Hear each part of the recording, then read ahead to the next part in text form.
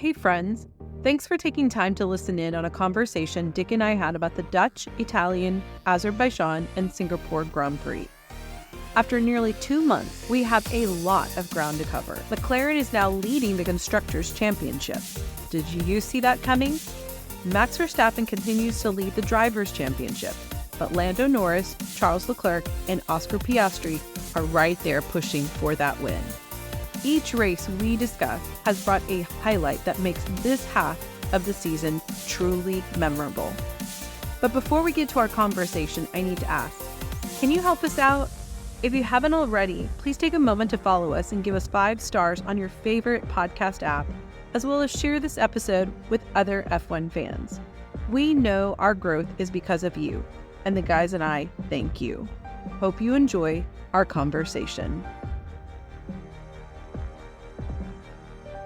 Dick, can you believe it has been, I think now 2 months since we've done a race review? Only 2 months? It feels like about 2 years. I know. Right? I mean, the summer break, we had to take a little bit longer and than the rest of the world of F1. So we have a lot to catch up on in this conversation. I will personally do my best not to lead us down the path of rabbit trails. I swear I'll try not to as well. I know it'll be really hard for us, right? Because Right. because of all years for us to have to, or even all months for us to have to be restrained. Before we left for summer break, we were thinking this was just going to be another snooze fest kind of year of Max is going to run away with it. And then we came back and what has happened?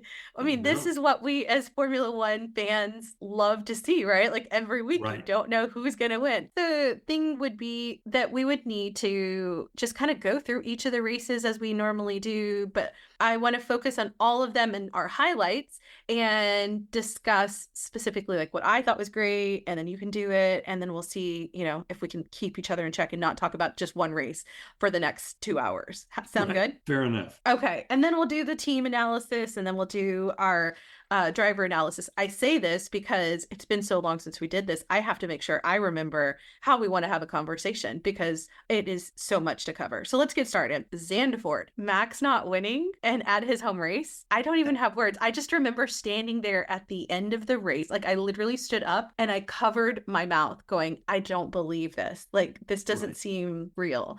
And I say that with a level of joy and bittersweetness because joy for the winner of the race, right? Like I'm glad when we have a winner, but I also cannot imagine how that must have felt for Max and for all of his fans at his home race. It was a highlight because I feel like that changed the trajectory of the season so far.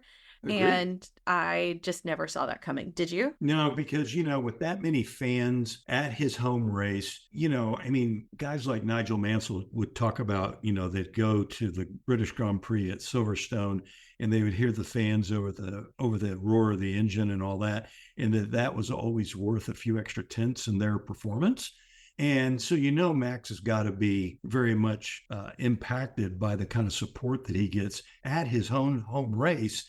And even then it wasn't enough. And it's just like, okay, that's interesting. Didn't see that coming, like you had said. And, you throw that surprise in there and then you had the changeable weather conditions, which also kind of threw a monkey wrench in maybe a little bit of the order. But at the end of the day, to me, the big deal was, hey, Max didn't win. That's amazing. Yeah, I like how you pointed out the changeable conditions. I remember during the race weekend going, they've been on break for a while. The weather's being a little finicky here and at Zandvoort and thinking, I wonder, but I still didn't think it would be Max not winning. I really just thought it would be a level of challenge or someone putting some pressure potentially on each other. Like, because before summer break, we were just thinking about who's going to be number 2, right? That was where we were sitting at. So I was thinking, who's going to be number 2? How hard are they going to work for that? And then Max with a 20-second lead in front of everybody else. What a race. What a race. So then let's move on to another race, the next one, which was Monza. How that had to make you so happy.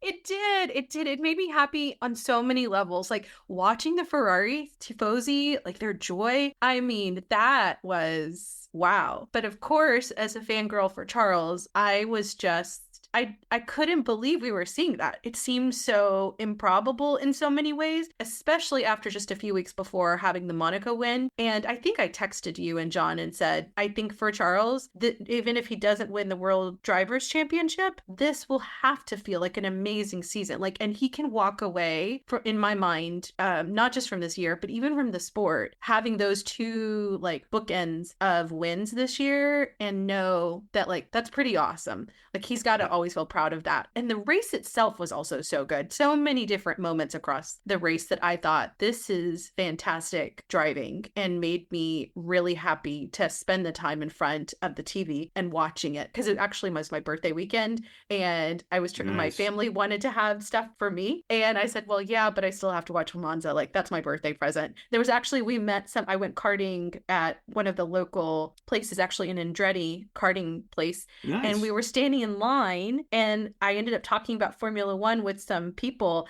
and I told them about the podcast, of course. And they had seen Quali and I hadn't. And I said, do not tell me a word. And they said, we promise, but you'll love this Quali session. And they were right.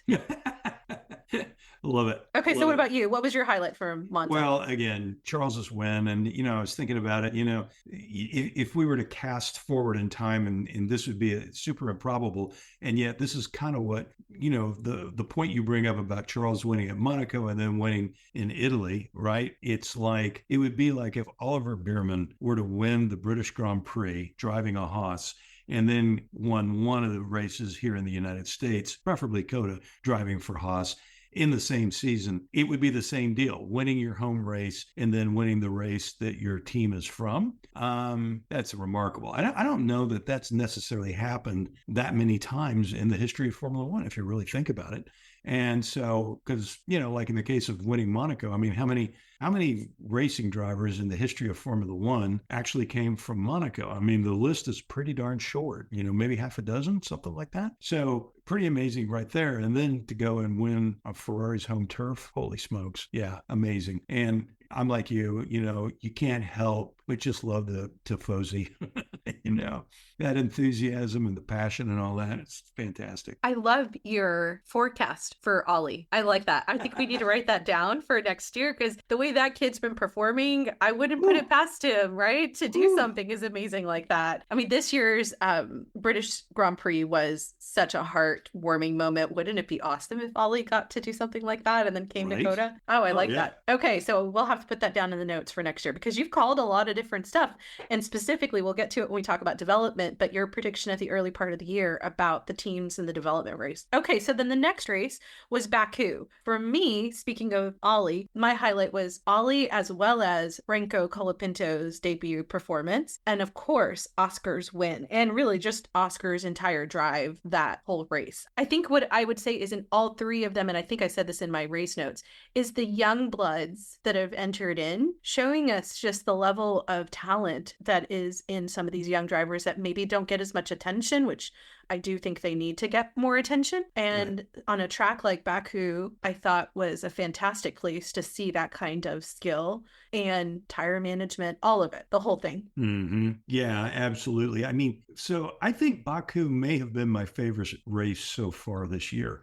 Really? And the reason, and I'll tell you why, is because you had three guys just going for it. I mean, Oscar's initial move to go in front was pretty, it was more than just a little aggressive, right? It was so opportunistic, and it kind of shows why. Again, we've said this many times, but Oscar continues to show us why McLaren fought so hard to get him from Alpine. So that's one piece. But then just as the race wore on, especially the last 10 laps, you could start sensing the desperation of those guys trying to either get around Oscar or Oscar keep them behind him. And then because Oscar was doing such a great job of defending, those guys started slowing down. Here comes Carlos Sainz. And of course, then it all ended in tears for Carlos and Checo. But what a great race. And George Russell inherits third place and says something like, yeah, I really don't belong here, but okay.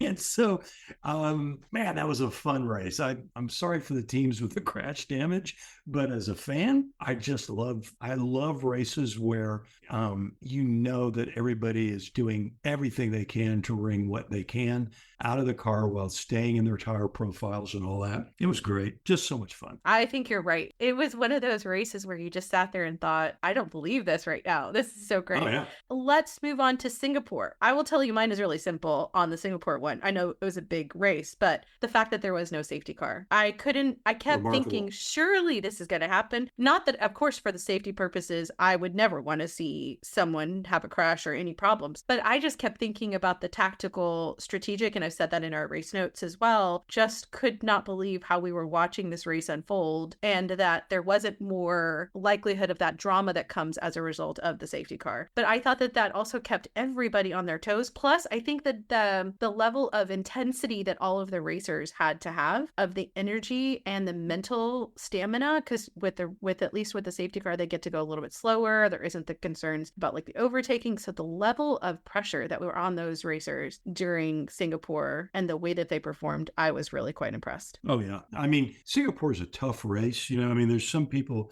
that are now saying that maybe Qatar is a more physically demanding race than Singapore.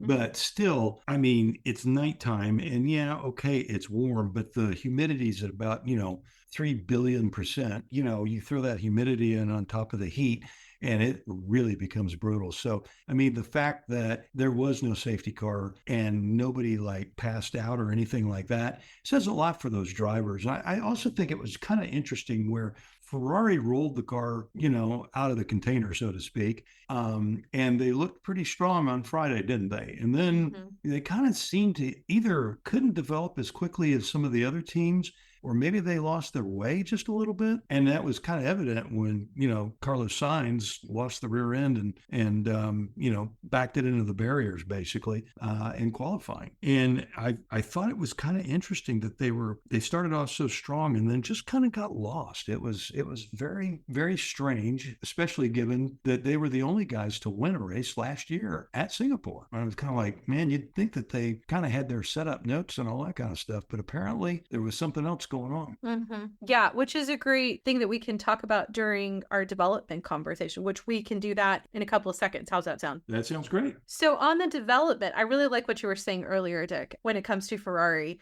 And I guess that I would like to kind of pull it back a little bit and then we can zero in on Ferrari. Specifically, Sure. like what lessons do you think as fans we should be looking and learning from what we're watching so far over the course of these 2 months? Well, I mean, for me, clearly the development work that actually was done earlier this year is either bearing fruit as an upgrade or it's got the team scrambling because what they thought was a development piece that was going to help them, it actually turned into a downgrade. And so in some cases, the downgrade was simply a case where the car reacted differently than it had before, and the teams had to understand how to extract the performance out of the car.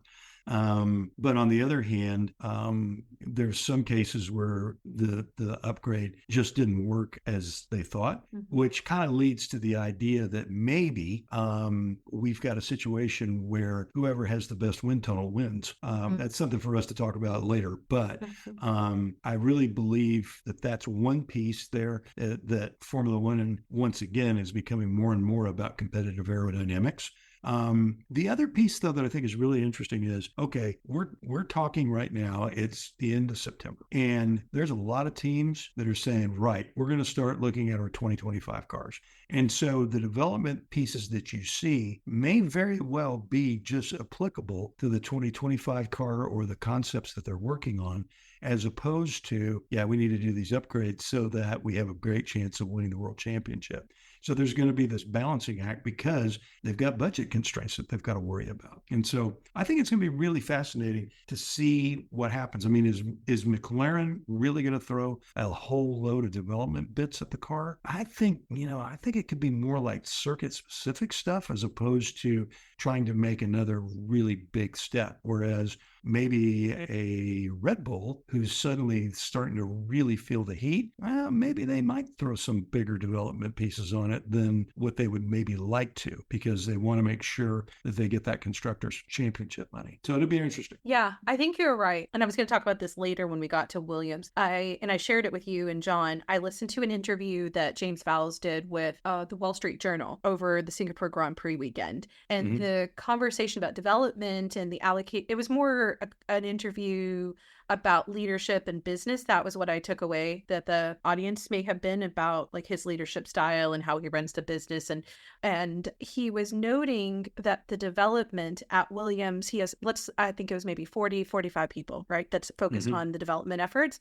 He said 5 of those people are focused on the 2024 year. Everybody else is focused on 25. Wow. And I thought to myself, wow, that's what Dick has said about at a certain point that there will be a turn in who's working on what. And in that conversation, I mean, if you haven't had a chance, or anybody like listening to the podcast, if you haven't had a chance, it is the interview is by the reporter Joshua Robinson at the Wall Street Journal. You can find it on YouTube. That's how I found it. And he does a fantastic job of interviewing Vowles and the conversation about the whole development timeline. Now, what I walked away thinking was, is that specific to the challenges that we know Williams has had, and that they don't have the top of the line, most modern stuff, technological, and they're trying to figure out their processes. That's been very clear from how Williams has talked about themselves this year. The way that he highlighted their focus and their efforts and the timeline of, even if they come up with a design or development decision, it can take up to 2 weeks, if not longer, before we actually see that on the car, is what he said. And so I kept thinking, wow, that's a long time. And then by the time it shows up, you've already got new data as a result of that and had to make changes. Like, you're just constantly, and it made me think of all the conversations you and I've had over the year of tech conversations, and the necessity of really staying constantly aggressive, and the one change, how it can lead to a myriad of problems if you don't. And then you did bring up the wind tunnel. You said that in your race notes too. And I would say to anybody who hasn't listened to your race notes, they should take time to listen to that, because I agree. I do think it is the battle of the wind tunnels that are coming. We do have an episode that you and I hope to record soon talking about car balance, and I think that's tied into that, into that article, and I look forward to having that conversation with you. I would say that a lot of the predictions that you made early in the year and that we've been discussing, it feels like they're coming to fruition. I think that we didn't know they would come out so strongly as they did. I think it seemed like such a far-fetched idea that the teams would be able to have closed the gap as well as they did. But I do think that you hit the nail on the head by saying that the gap was so much that the teams could take advantage of, while there was only that incremental improvement that Red Bull could really do. And everyone is unlocking that. I don't know if you feel that the Adrian Newey departure, as well as other key leadership at Red Bull, is part of the reason for the development war to be now so narrow margined, because we haven't really had a chance to talk about that. Do you think that that's as big of a deal as some people are making it seem? You've got to wonder. I mean, certainly Red Bull's pace of development, or at least their success in developing, I think, it kind of coincided with the time when Newey said, yeah, I'm out, And so you have to lend credence to that. But at the same time, I still stick with the whole thing is there's just so much blood you can squeeze out of that turnip. And I think Red Bull had pretty much done that. And then some other teams came along and they actually started unlocking those secrets. McLaren, of course. Ferrari is pretty close. On the day, Mercedes can be close, but I don't think they're consistent yet. And so it's becoming, because the cars are becoming more and more similar in what their ultimate performance is. I think it's really interesting now, because now it's becoming down to the teams executing better, having a better strategy. And honestly, there's more pressure on the drivers, because before everybody was kind of like, yeah, we're racing for third. Yeah. Because, assuming that Checo was there. But now, and, Max would kind of, take the green flag at the start, get in the clear air. That car works so well. The Red Bull works so well in the clean air.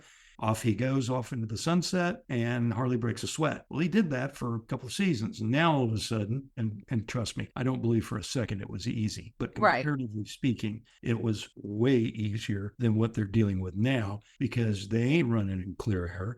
And there's people who have cars every bit as good as the Red Bull. And Max, even though he may say, oh, yeah, I welcome the competition, you know he's got to be hating it because he's getting his butt kicked right now. I think you're right. It's so interesting how that clean air, and maybe that's a future conversation we can have as well, because I feel like you can say that now with the McLaren, with them getting out there, like the Singapore race was a great example of that. And you're noting the aerodynamic aspect of all of this. I guess because I've been watching some of the older races now that F1 has that channel for free on Amazon where you can watch all the old stuff.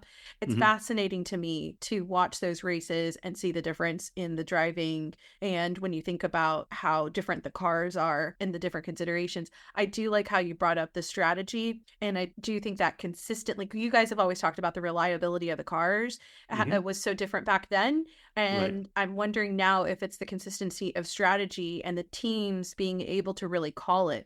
And I've also wondered how much of the reliance on technology to do the data probability aspect of it, as much as the ability for humans to have just that gut instinct. You know, it's like, it feels like it's got to be a little bit of a delicate balance between the two. And then you're trying to do that in seconds or milliseconds, sometimes between multiple people, and juggling that. Like, I wonder how much that we don't hear on the radio must be the conversations that are happening now on these other teams, and the level of trust that has to be there, the level of confidence that individuals have to have.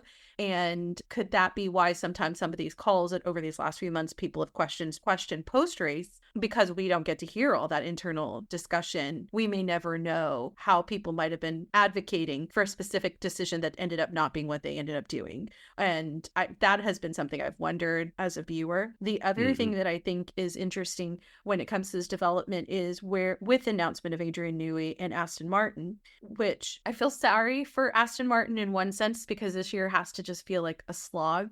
Like, it has to just be so depressing for them because of what their hopes have been for these last 2 years. But then the hope that must have like ignited in that team with this announcement that Adrian is coming, they have Fernando. Like, I wrote in my notes, could this be like the perfect alchemy of timing? Because by them not being at the top of the standings, doesn't that give them more budget as well as more wind tunnel time? So they actually can leverage this knowledge that is about to be infused into their team, and their facilities have now, I think it's been said, they're at the top of the line. Like, that was one of the selling points for Newey. Like, it just seems like all the pieces could be coming into place to really enable Aston Martin to surprise everybody, if not next year, definitely in 26. For sure. I just think that the history of what the strategic pieces that are coming in just lends you to believe that this could be like the moment that Lawrence Stroll has been holding out for. Yeah, I don't think there's any question about it. I mean, let's face it, you know, as a Fernando fan, you know, I kind of hate to see the fact that he's just driving his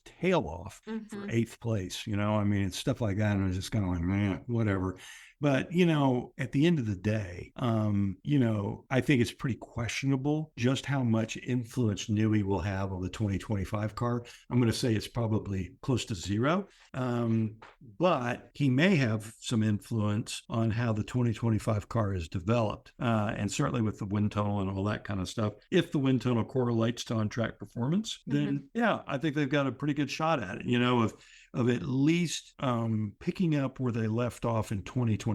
Let's kind of forget about 2024 because, you know, they're really struggling. And, you know, they've gone in the wrong direction multiple times now with their development bits. And so we'll see. Alonso went so far as to say, you know, hey, the guys that are coming out to the racetrack, the engineers, the mechanics, all that, they're doing everything they possibly can to optimize what they've got. We've just got to get the people at the factory to start doing a better job. I mean, he was pretty blunt about it.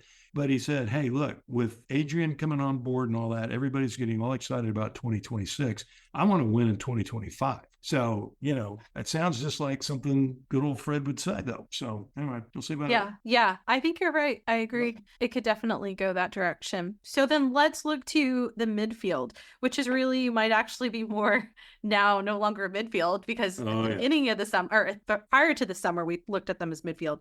But I would say front of field now, McLaren and Ferrari for sure. I would still want to, as you said, inconsistently put Mercedes in that mix. So in June and July, I said, I think Barcelona as well as Canada shows us that McLaren has unlocked their car. Now it's about putting the pieces together and doing so consistently. They really have potential. Okay, well, this month I did a quick check. In every race this season, McLaren has had at least one driver on the podium. And in cases where it's not just one, it's actually two. And in many cases, his teammate is high in the standings if he's not on the podium with him.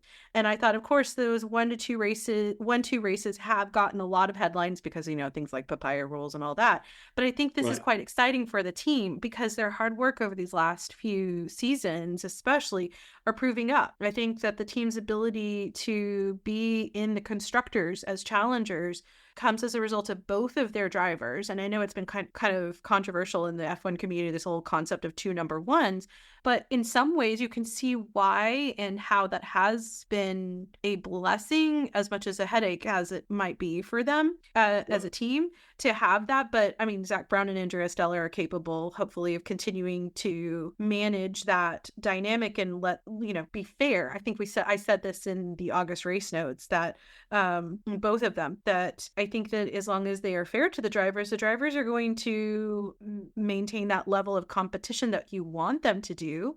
And as long as you're clear on the parameters of what their ultimate goal is, which is to bring the team the win, I think then you can let them hopefully duke it out in a gentlemanly way. Am I being overly optimistic as a non-racer? Is that counter to how racers think? It's interesting.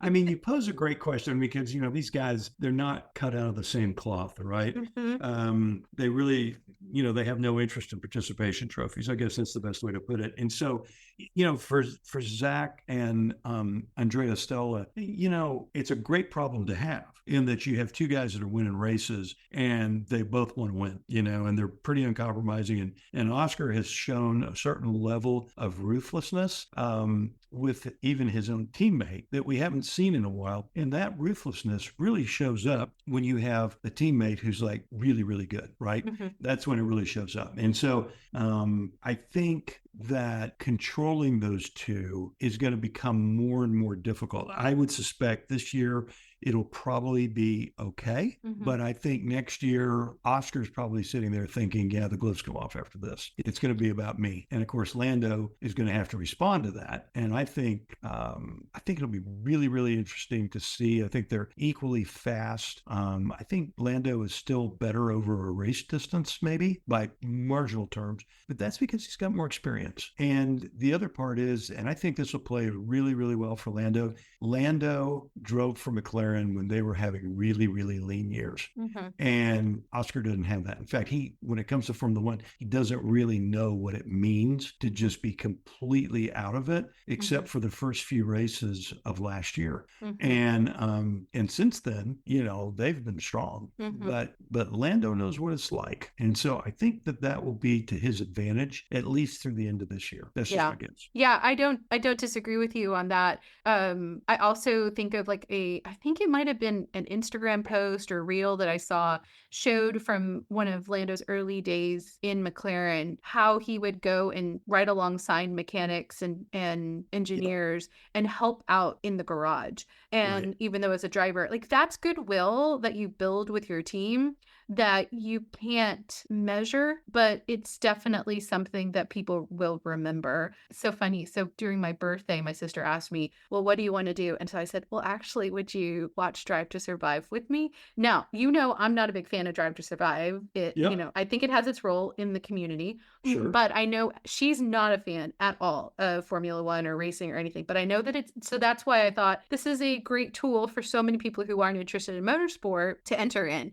And so we watched the first, I think, 3 episodes of the first season of Drive to Survive. As I was watching it, they really highlighted the Danny Rick, Max Verstappen relationship. Mm-hmm. And it made me think of what we're watching now with Oscar and Lando, that this one person who had been embedded with the team, very beloved, had been, really raised by the team. And then this young blood coming in and kind of shocking everybody. And Christian had to decide, which direction am I going to go?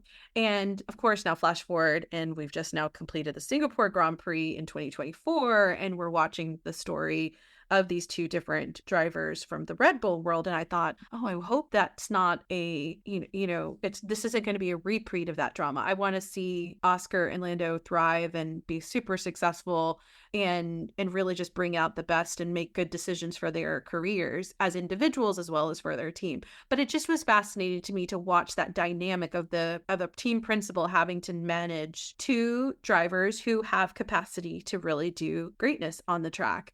Right. And that's why I bring that up here when it comes to McLaren. Absolutely. Yeah. I mean, when you think about McLaren back in the 80s, right? McLaren brought Alain Prost in to be Lauda's teammate. So you got the super experienced veteran in Lauda. You got the super talented young guy coming in, and Prost gave Lauda all he could handle, right? And eventually Lauda retires, and who do they bring in? Well, they bring in Senna. So a younger guy who's now going against the established guy of Prost, who then gives the established guy everything he can handle and more, right? I mean, it's kind of a repeating cycle. It doesn't always happen within the team, but when it does, it makes for a really interesting situation that has to be managed very carefully. Oh, that's really good. I like that. So then let's move to Ferrari. Mm-hmm. Okay, so in July, I said the team is fighting, and now I have to say that they continue to fight. I don't think any of us considered Ferrari could pull themselves up into the position that they are in now. The question really for me is, can they actually be challengers for the constructors?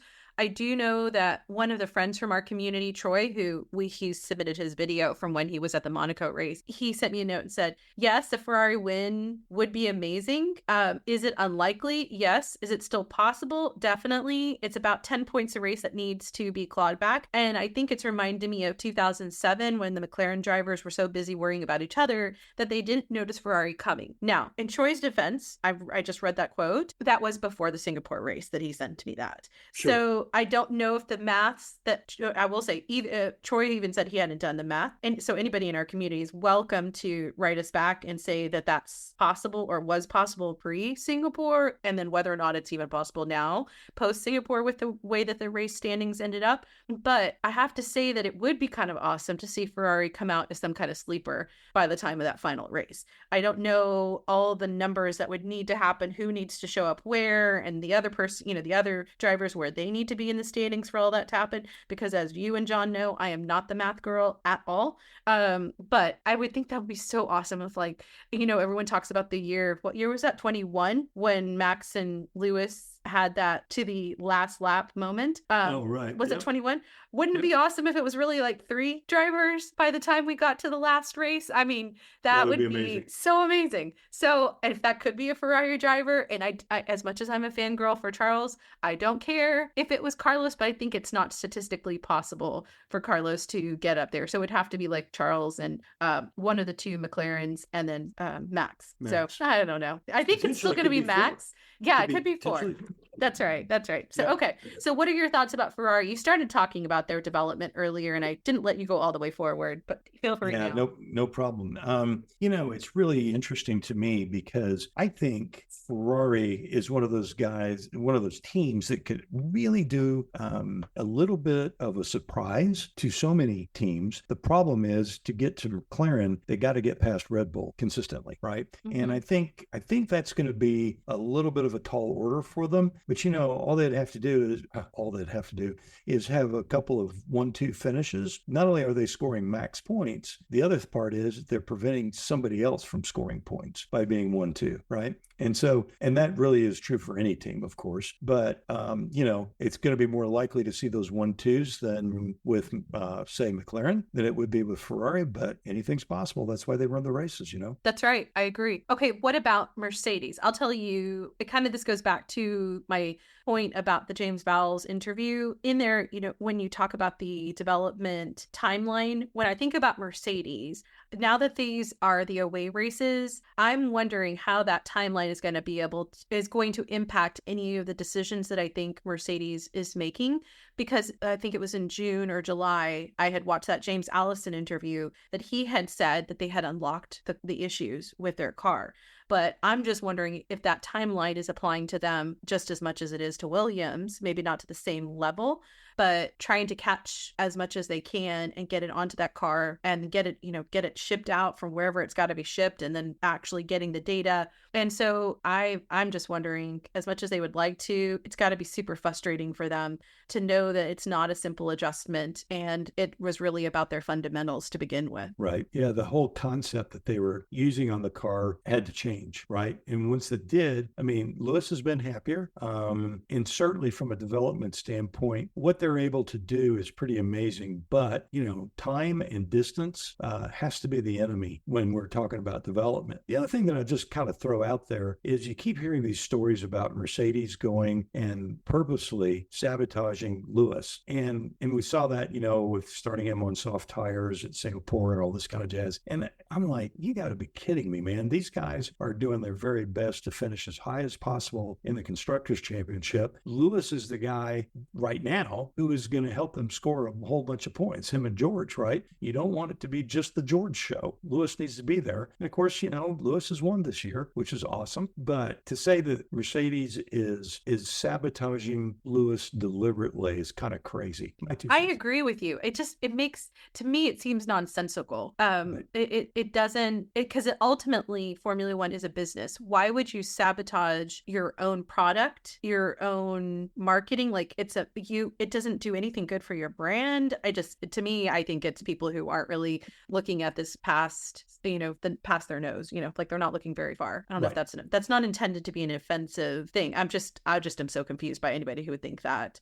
And especially when you see that they like Lewis won, it just seems like that doesn't make any sense. I think it does go back to what we said, the fundamentals. They just made a fundamental error at this car and they're just trying to rectify it as fast as possible. Yep. Okay. So then now let's look at more mid to back of field.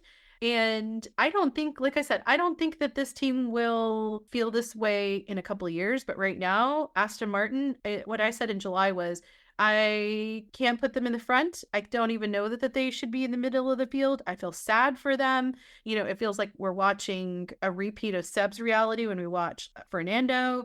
And I wonder if like Lance and him are trying consistently, but week after week, something is happening to keep them from getting in higher. Well, okay, if we're looking at them strictly on track, a lot of what I just said would be a repeat, but we have to consider that the off-track announcement, in my opinion, probably will have such a synergy energizer kind of thing towards them in the development that they're going to be able to go after that elusive goal, just maybe not this year. Right. No, 100% agree with you. I think this year it's learn what you can about what went wrong with the 2024 car. If you can come up with some development bits for the 2024 car that can be applied to the 2025 car, by all means do it. But in the meantime, we don't need to have any expectations for these guys. Sad to say. I do love how you pointed out Fernando. Well, actually, both of them, Fernando and Lance, keep pushing though. They're not giving up, and that's good. I like to see that they're wanting to put it all out there. Okay, so then we look to some other members of the back of the pack. Alpine, they continue to break my heart, and I really don't have any words on them. And Kick Sauber, same thing. I said, I think in the last 2 times we've had race reviews, I have really nothing to say positive or negative, and I feel like I'm almost resigned to say that may be my comments for the rest of the season, because I just don't see how they're going to unravel this. And I hope with the change of leadership, things will change. But that's my opinion regarding those two. What are your thoughts on those two teams? Yeah, no arguments there at all. It's all about management. Alpine is actually easier to understand how they lost their way compared to Kick Sauber. But it's a head scratcher. I mean, it's just sort of like, man, these guys, we make fun. Well, I make fun. Dave makes fun of Alpine, but it turns out he wasn't wrong. That's what's killing me. I don't want him right. Anyway, that's another story. But anyway, it's just, I feel sorry for the guys and gals that are in there week in, week out. The time zone changes and the jet lag that goes with that and the airlines and, all of that. It's the same for them as it is for somebody working for McLaren or Red Bull, but they have nothing to show for it. Yeah. That is such a good, That is such a good point. And I think that as fans, we need to acknowledge that because they are coming out there and doing their job. How many people would do that level of intensity when you're not getting to see the results like you're expecting? But I would say the next three teams that I'd like us to talk about, VCARB, Haas, and Williams, I feel like in different ways we could say the same thing about them in previous years, that they were not ones that anybody was really given a second look to, but they have shown that with changes, things can really, change inside of your results. Like changes internally can bring about results on the track. Like, so VCARB, they had the change in leadership with Laurent Mekies. I keep wondering if Laurent Mekies' ability to execute his leadership vision and goals are really happening, because especially with all this driver discussion as it relates to Red Bull, and they as VCARB continue to serve their stated goal of being the quote junior team, how much he's able to do as much as he would like to do is maybe some of these other principals. You don't see him out there as visible as some of the other team principals. He does come in and speak during race weekends when the commentators have, one team principal designated for the weekend. But you don't see him having a lot of public conversations. So I just sat and thought for a while, I wonder what that must be like for him. And he obviously had to know that was what was going to be the setup of the dynamic of leadership, but that has to affect your ability to make your decisions, your running of your organization, when you actually have other people who are really kind of affecting the decisions, like your options that are on the table for you. So I say this because I don't know if VCARB didn't exist, if the stories of like Checo, Danny Rick, and even Liam Lawson, the analysis that we're making now for them and whether or not they deserve a seat would be the same, because they wouldn't have all these seats to be able to be considering, and whether these guys would be given the tenure, the timeline to prove themselves. And the same thing regarding the cars, because if the team wasn't there, how would that look on the grid? Is where I guess I come when it comes to VCARB. When it comes to Haas, I mean, I haven't historically been a person who's rooted for them. Like, I never rooted against them, but I just kind of like, okay, it's just Haas. But I have to say, with the lineup that they have coming up, and I want us to talk about that at a later date, but Ollie and the way this car has really Nico and Kevin, how they have really pushed this car. I have to say major kudos to the team, because they're not letting the drama prevent them from really bringing stuff out onto the track. And I think they have figured out where their fundamentals needed to change early enough that we're starting to early enough in the season that we're able to see it actually resulting onto the track. Like, that's the distinction I would draw between them and Mercedes. Like, they figured it out what their fundamentals were wrong early enough that now they can start to bring those and test it out in these later races. And then with Williams, I have to say, post-summer, we've seen some significant steps. And then it goes back to even that article or that interview that I referenced. The team is really hunkered down, and Val said and you're seeing that after such a heartbreaking early race season of, we don't have the car, we have to give it to Albon, right? Yeah. Those kinds of things. But I mean, with Colapinto coming in there and with Alex, they're really pushing. And that means that the car, I think, is starting to improve. So that's just looking at it from more the development side in my perspective. All right. I unloaded a lot on three teams. Now you can reply. Well, so if we go back to VCARB for just a second, you touched on it. I'll just be a lot more blunt. I keep wondering just how much influence Christian Horner and Helmut Marko have on Laurent and his ability to execute, on his leadership and vision and all those kinds of things. Because they've got to be jerking his chain a bunch. Because once we got past the Christian Horner drama at the beginning of the year, now we've had the drama about, well, does Checo stay or does he go? What happens to Danny Rick? And then Marko comes out and says, I guarantee you Liam Lawson will be on the grid for 2025. Oh, really? Gosh, that takes away any kind of options that Laurent has when he made that statement. And so it's just sort of like, now, of course, after Singapore, we're all kind of going, well, we're hearing the rumors that Lawson's going to replace Ricciardo beginning at COTA. Was Danny's last laps at Singapore, the last time we'll see him in Formula One. So I think Laurent's doing an admirable job of dampening the drama that's being created by Red Bull. That's my take. I like that. That's really good. Yeah.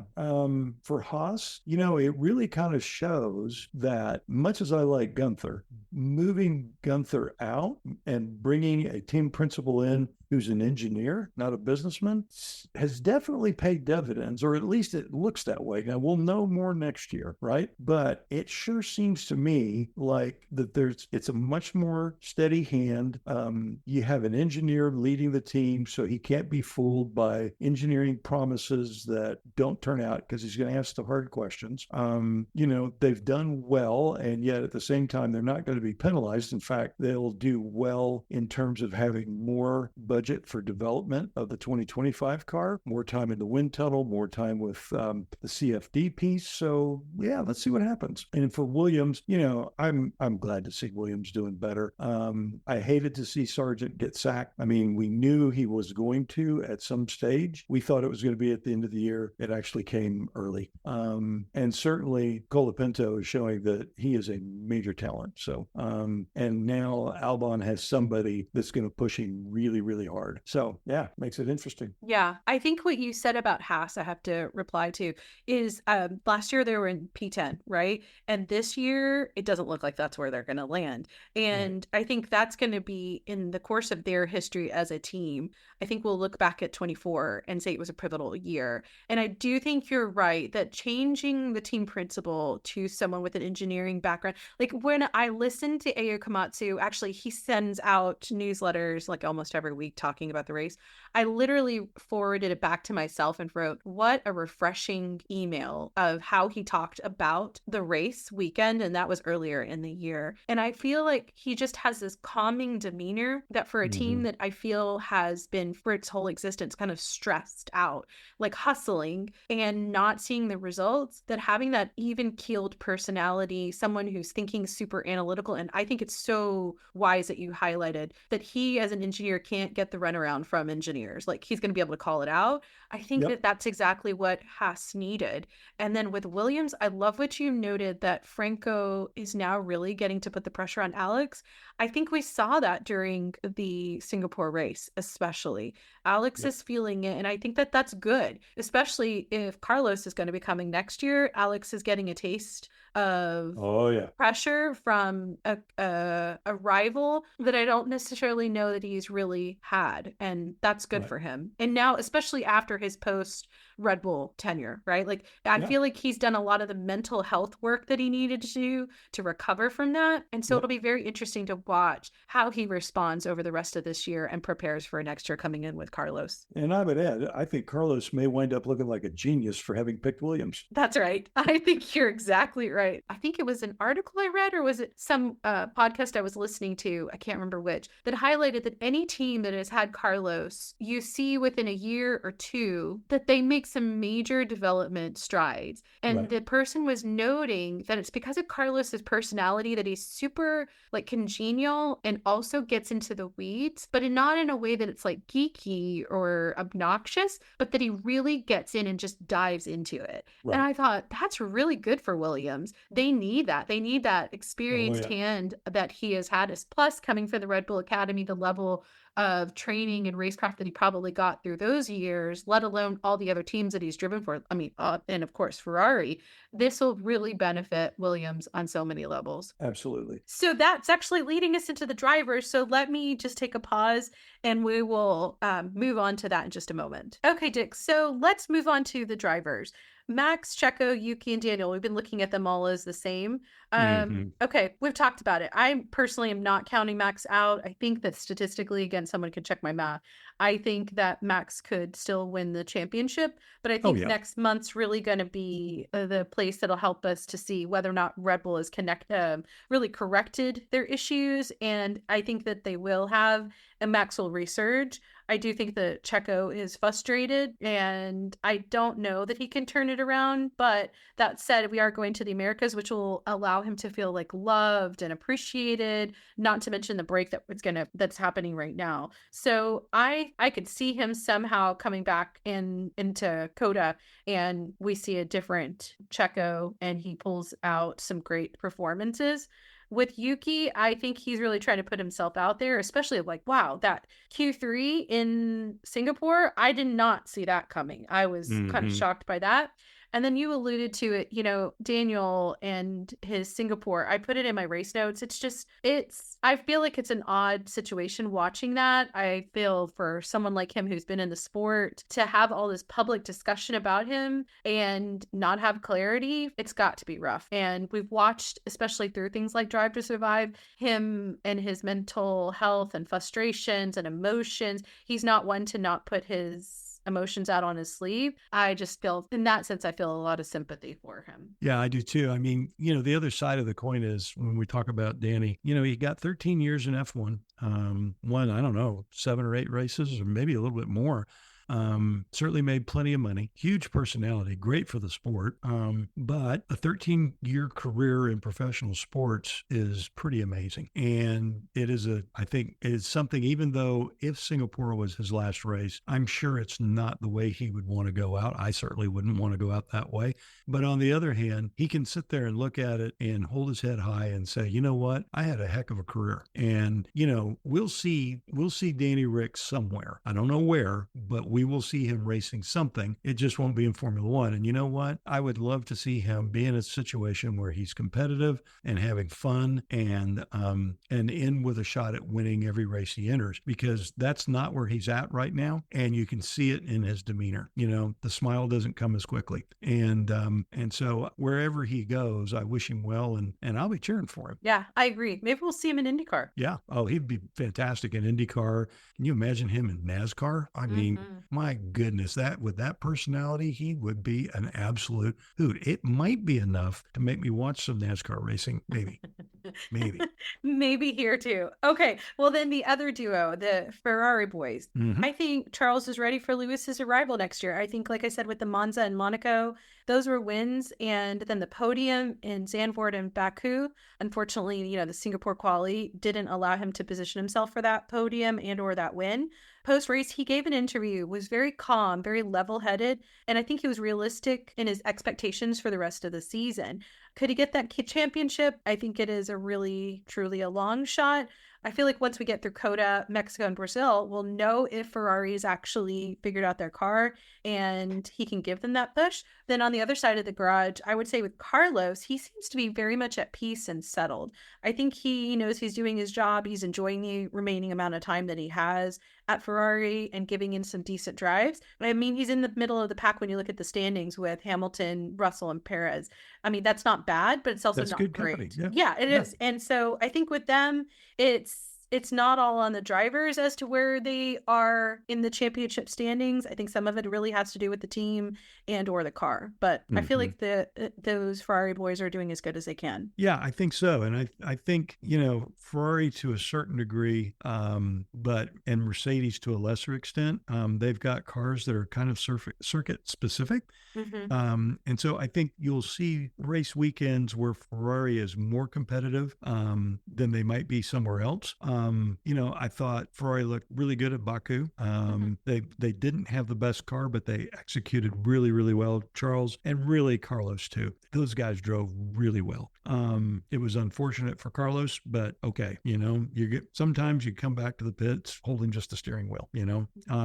And so I think also that Ferrari, with Fred Vasseur at the helm, they just make fewer boneheaded mistakes. You don't feel the panic and the hysterical emotion that they had been doing in the past, and it's paying off. Yeah, I agree. Okay, so let's look at Norris and Piastri. I would say that it has been fascinating over these last 2 months to watch the drama that's been unfolding more in the media than I think that it is between the two of them as drivers. Maybe it is, but I see so many good things happening. Individually, they are strong. I think they're doing great things for McLaren. And, so many people have made an issue about this papaya rules business, especially, at Monza. And then for me, I found it hilarious that in Baku, papaya rules wasn't even an issue. I mean, not that I found like Lando's Q1 exit funny, just that Oscar showed, what a talent he is, and that it highlighted why McLaren has this 2 number ones issue, why it exists. And then in Singapore, Lando pulled off such an amazing drive. So, and then you add that to his Zandvoort win.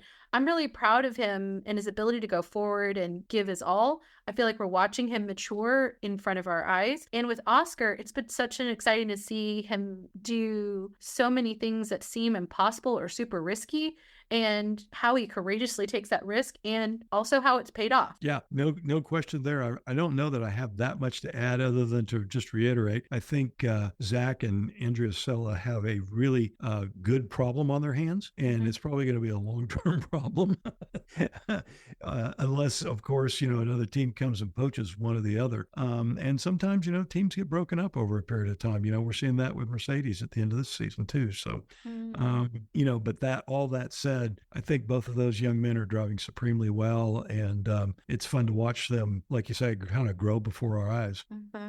Oh, the idea of the team breaking up, like of the driver, somebody poaching them off, I hadn't really thought about. We'll have to talk about that in a future conversation.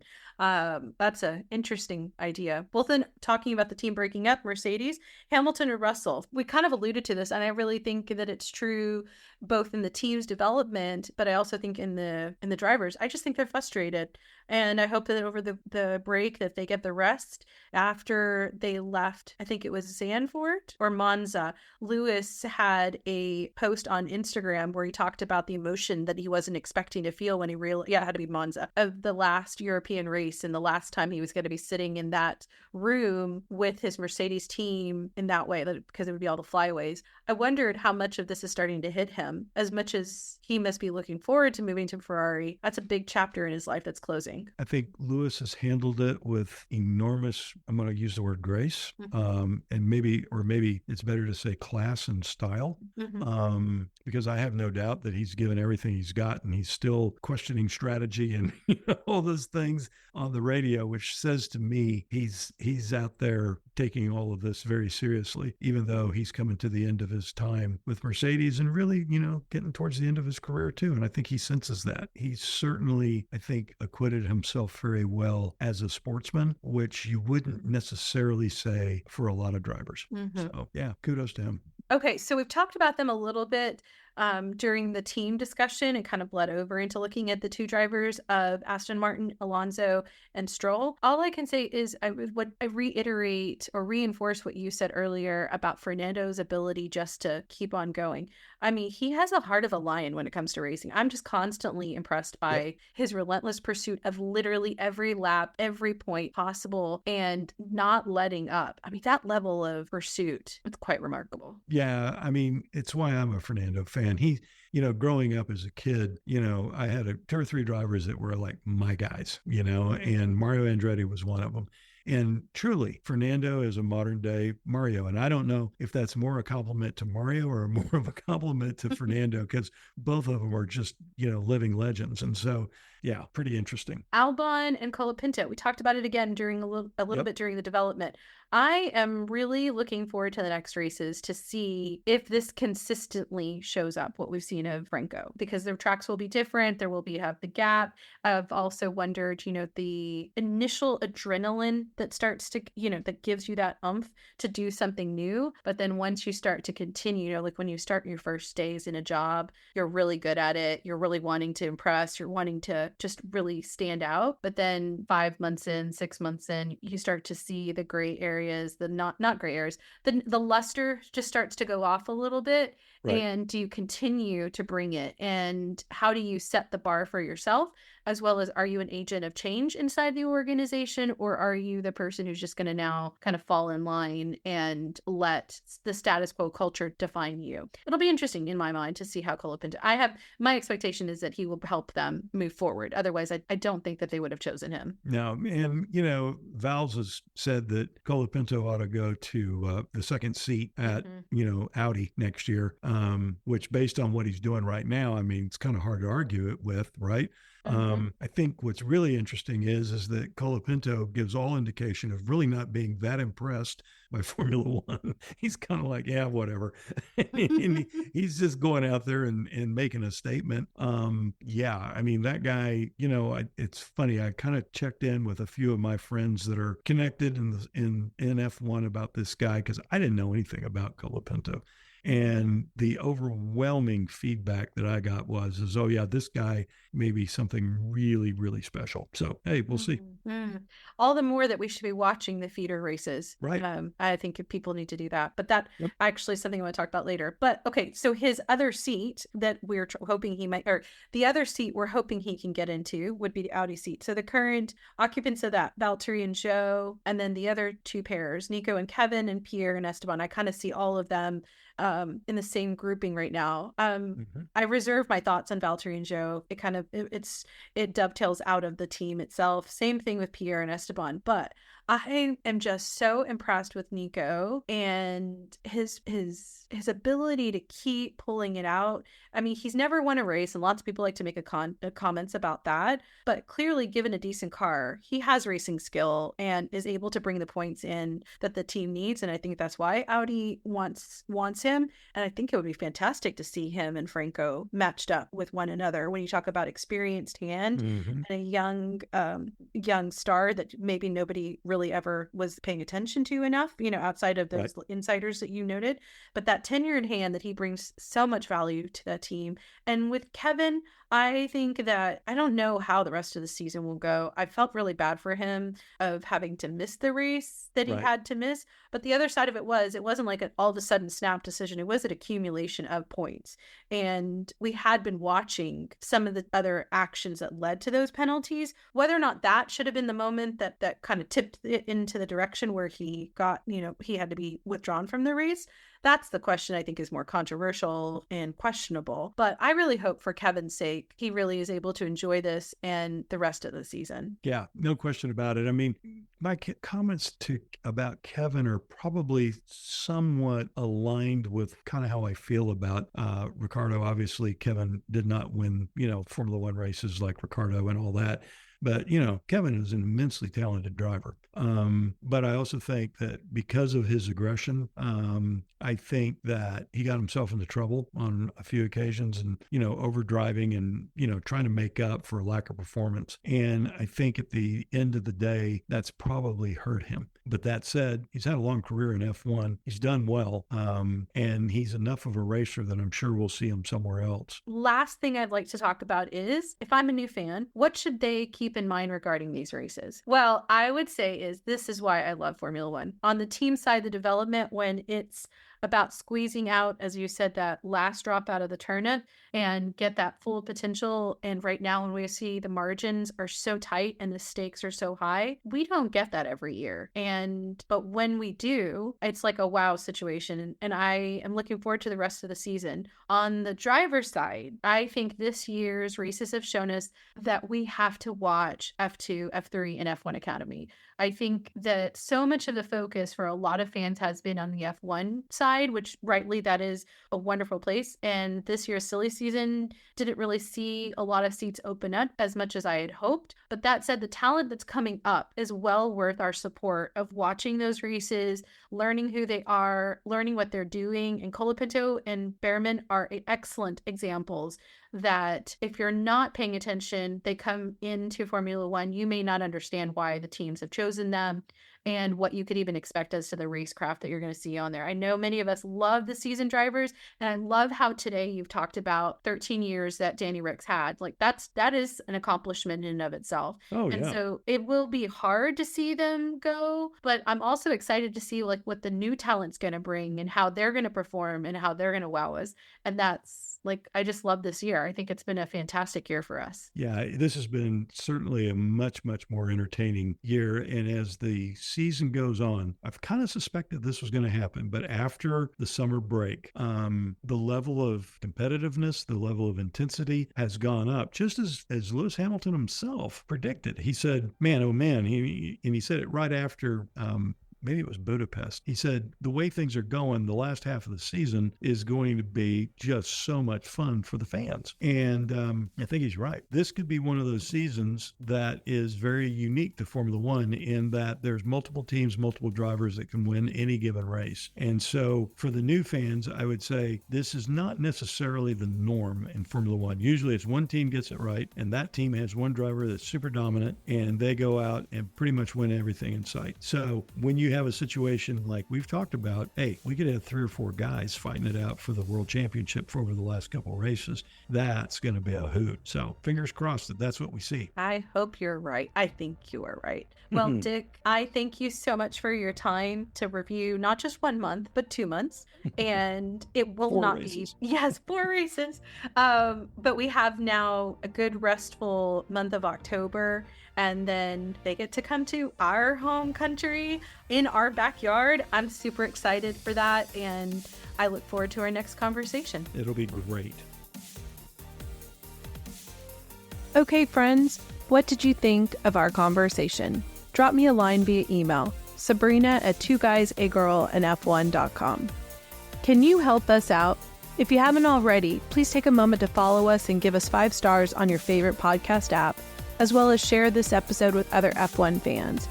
We know our growth is because of you, and the guys and I thank you. And with that, let me say, we'll keep talking and you can keep listening in because we're just 2 guys, a girl, and F1. For John, Dick, and me, Sabrina, thanks for listening.